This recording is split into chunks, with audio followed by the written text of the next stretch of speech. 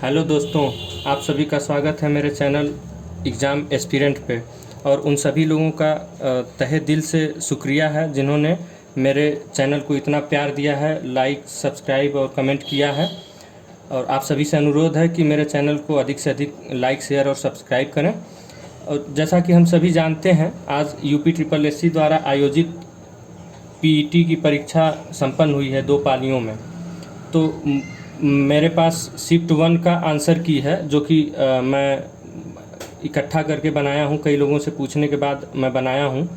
कई क्वेश्चन हैं, अधिकतम क्वेश्चन हैं जिनके एकदम सटीक आंसर मैं आपके सामने लेकर आया हूँ। और आप सब अपना अपना इसी आंसर की से मिला लें और मुझे कमेंट में बताएं कि आप सभी का कितना सही है।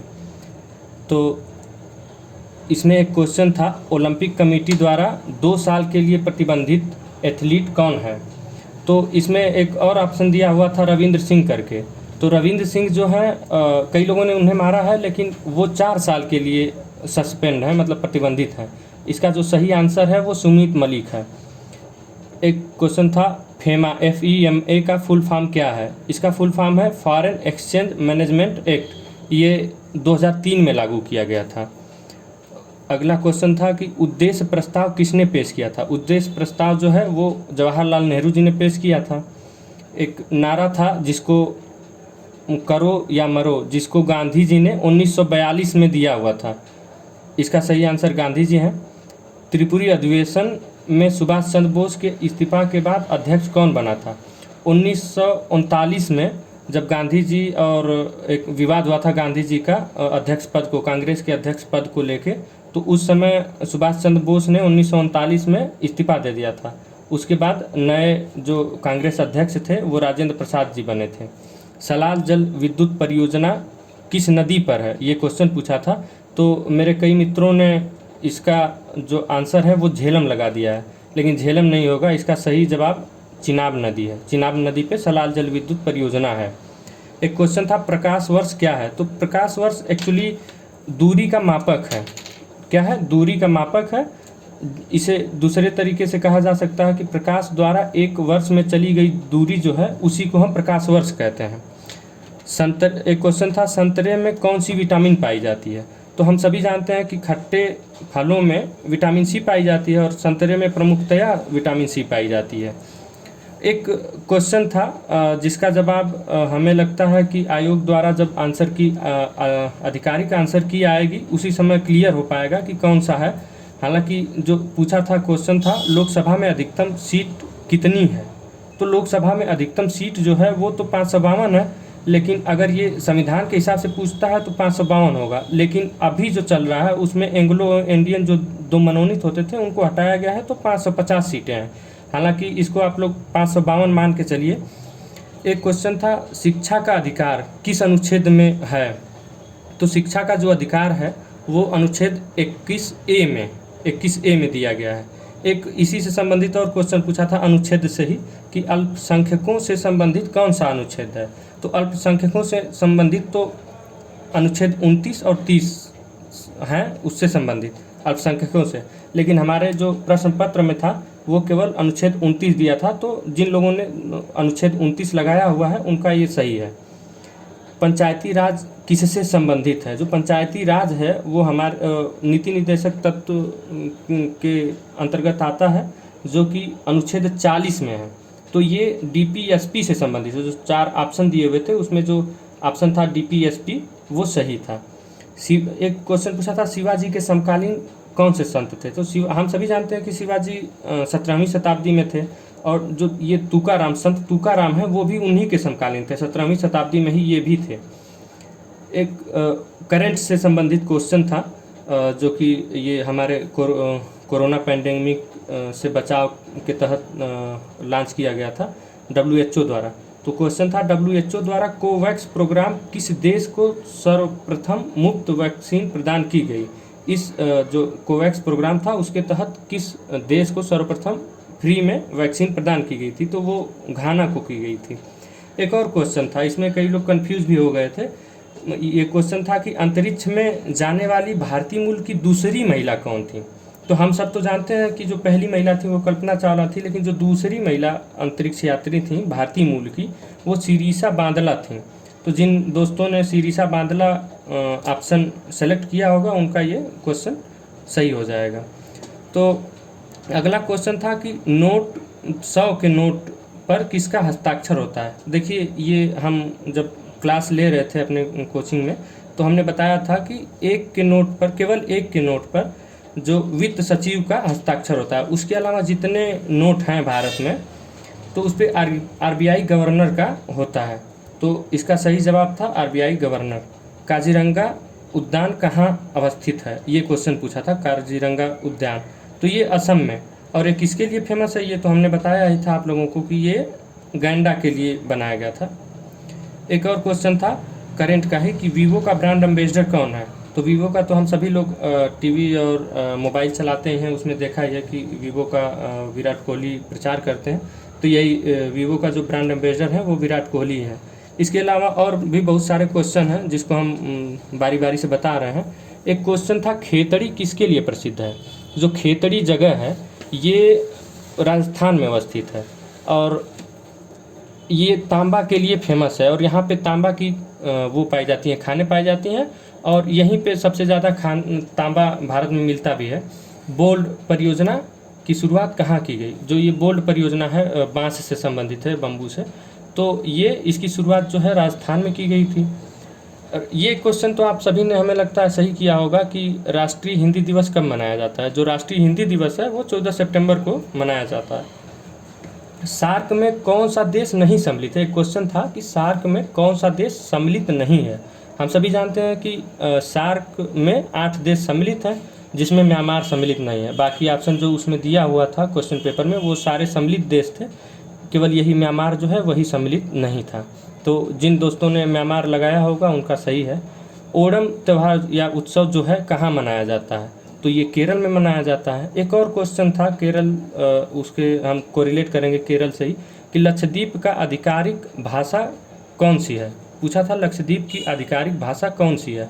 तो हम सब जानते हैं कि ये लक्षद्वीप की जो अवस्थिति है वो केरल से लगी हुई है, और इसकी भी, लक्षद्वीप की भी जो आधिकारिक भाषा है वो मलयालम ही है। केरल की भी मलयालम है और ये लक्षद्वीप की भी मलयालम है। एक क्वेश्चन था जिसको हमें लगता है संभवतः सभी लोगों ने सही किया होगा कि अजंता एलोरा कहाँ स्थित है। अजंता एलोरा की गुफाएं कहाँ स्थित हैं, तो औरंगाबाद महाराष्ट्र में स्थित है। एक क्वेश्चन था कि जन स्वास्थ्य और स्वच्छता किस सूची में है। तो 3 सूचियाँ हैं जैसा हम सभी जानते हैं, संघ सूची, राज्य सूची और समवर्ती सूची। तो जन स्वास्थ्य और स्वच्छता जो है वो राज्य सूची के अंतर्गत आती है।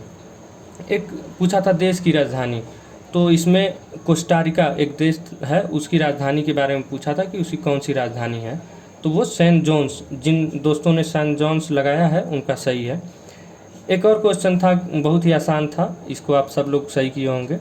नेपाल से सटे कितने राज्य हैं।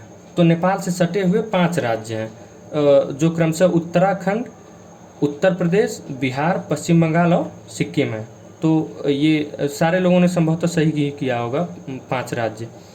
एक करंट का क्वेश्चन था, लाइट हाउस परियोजना किससे संबंधित है। तो ये 6 राज्यों से संबंधित है। हालांकि उसमें दिया था रांची और इस तरह से, और 2 ऑप्शन दिए थे, और तीसरा जो ऑप्शन था पटना, ये पटना से संबंधित नहीं है। बाकी और जो ऑप्शन थे उनसे संबंधित था, केवल पटना से संबंधित नहीं है। एक क्वेश्चन नदियों से संबंधित था कि हिमालय तंत्र की नदियाँ कौन सी हैं। उसमें दिया हुआ था कि हिमालय तंत्र की नदियाँ कौन सी हैं, और उसमें गंगा, ब्रह्मपुत्रा, कावेरी, कृष्णा, कुछ इस तरह से दिया हुआ था। तो उसमें गंगा, ब्रह्मपुत्रा, ये सारी जो नदियाँ हैं जो हिमालय से निकली हुई हैं वो हिमालय तंत्र की नदियाँ कही जाती हैं। तो ये है। एक और क्वेश्चन है जो कि हमारे उससे पूछा था, ब्रह्मांड से, ग्रहों से संबंधित था, कि सूर्य के सबसे समीप ग्रह कौन सा है। तो हम सब जानते हैं कि सूर्य से सबसे समीप जो ग्रह है वो बुध ग्रह है। तो बुध ग्रह जिसने लगाया होगा उसका सही है। एक क्वेश्चन ये था ब्लीचिंग पाउडर का फार्मूला, ये केमिस्ट्री से पूछा था एक क्वेश्चन कि ब्लीचिंग पाउडर का फार्मूला क्या है। तो जिन दोस्तों ने CaOCl2 लगाया है उनका ये सही आंसर है, CaOCl2। तो आप लोगों ने, अधिकतर लोगों ने NaCl2 लगाया होगा।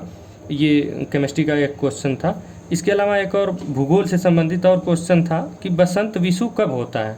तो बसंत विषु जो है वो 21 मार्च को होता है और शरद विषु जो है वो 23 सितंबर को होता है।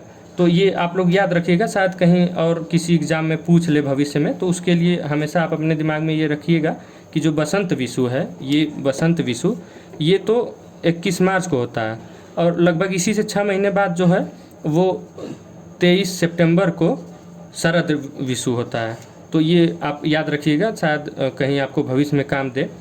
एक क्वेश्चन था कि ग्रैंड ओल्ड मैन, तो ये जो ग्रैंड ओल्ड मैन उपाधि थी या उपनाम या इस तरह से जो पुकारा जाता था वो दादा भाई नौरोजी को पुकारा जाता था। ये आप लोगों ने सही किया होगा संभवतः।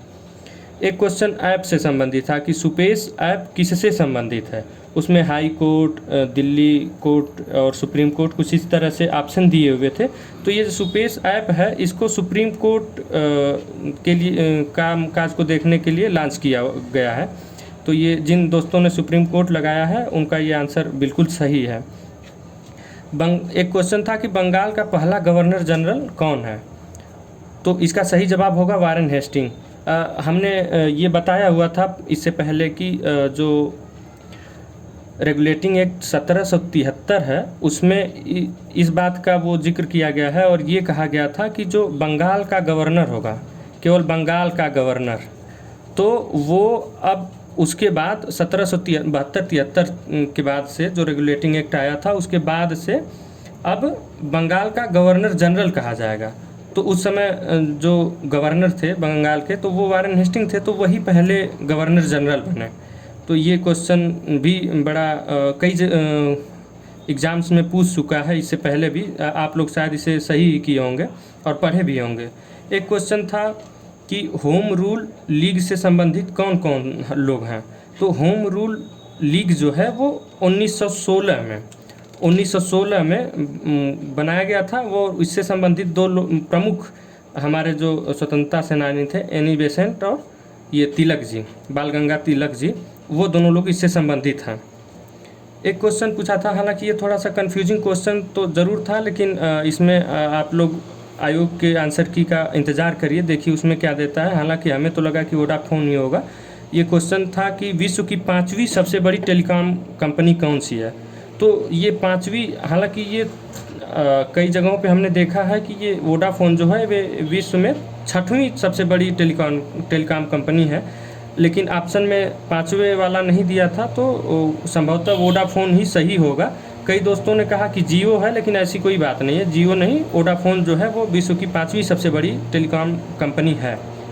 एक बहुत ही आसान क्वेश्चन पूछा था कि 18 कैरेट सोना में कितना % सोना पाया जाता है। तो इसका जवाब जिन दोस्तों ने 75% दिया हुआ है उनका जवाब बिल्कुल सही है। अगर इसको आप नहीं भी आ रहा होगा जिस दोस्त को, अगर पहले नहीं पढ़ा रहा होगा, अगर वो 24 कैरेट के हिसाब से भी अगर इसका निकालता तो वो 75% आता। तो इसका जो है कि 18 कैरेट सोना जो है उसमें सोने का प्रतिशत 75% होगा।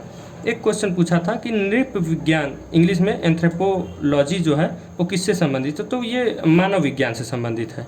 एक क्वेश्चन इतिहास से और था कि चरक संहिता किससे संबंधित है। तो चरक संहिता जो है वो चिकित्सा से संबंधित है। इसके अलावा भी और क्वेश्चन हैं जो कि हमारे पास हैं, वो हम आपके सामने और उसे भी दिखाते हैं और बताते हैं कि कौन सा जवाब सही होगा।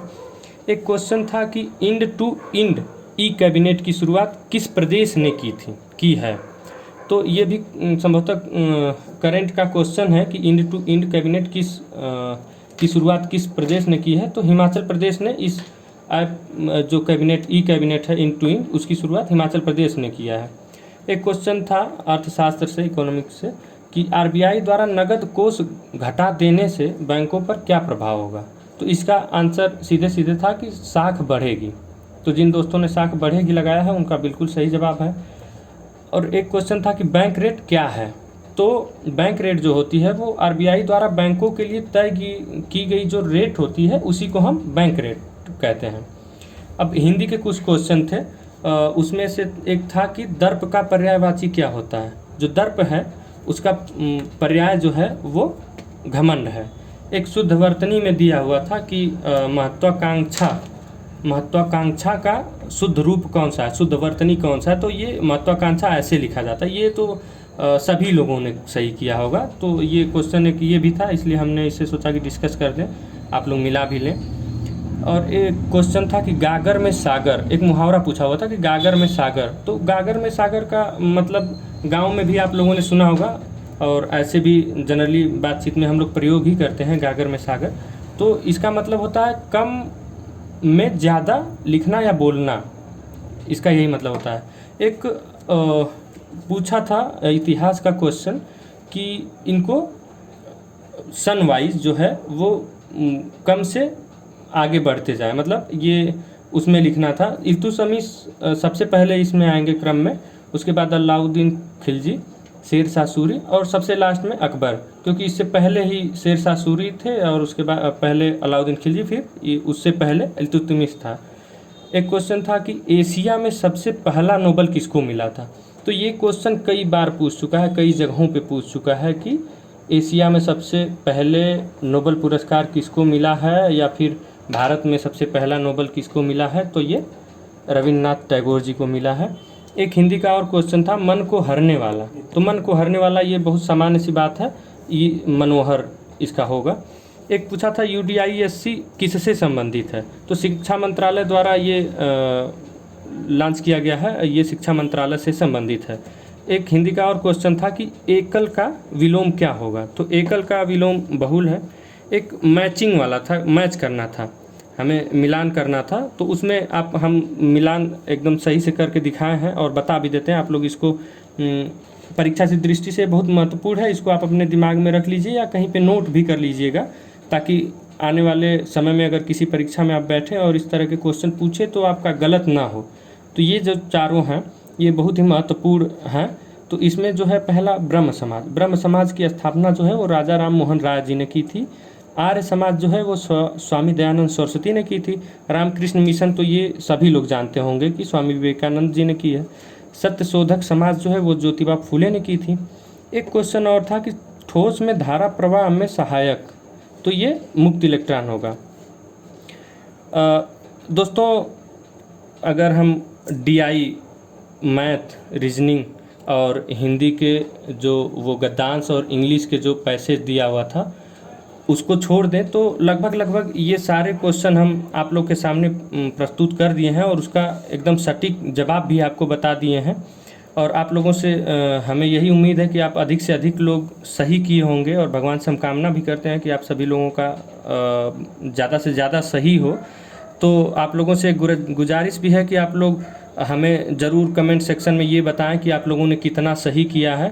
और अगले पालिका मतलब पेट के दूसरे शिफ्ट में जो परीक्षा हुई है जल्दी ही मैं उसका भी आंसर की आप लोगों के सामने प्रस्तुत करूंगा, जो कि शाम वाले टर्म में था। और आप लोगों से गुजारिश है कि आप मेरे चैनल को लाइक, सब्सक्राइब और शेयर ज़रूर करें। जय हिंद, धन्यवाद।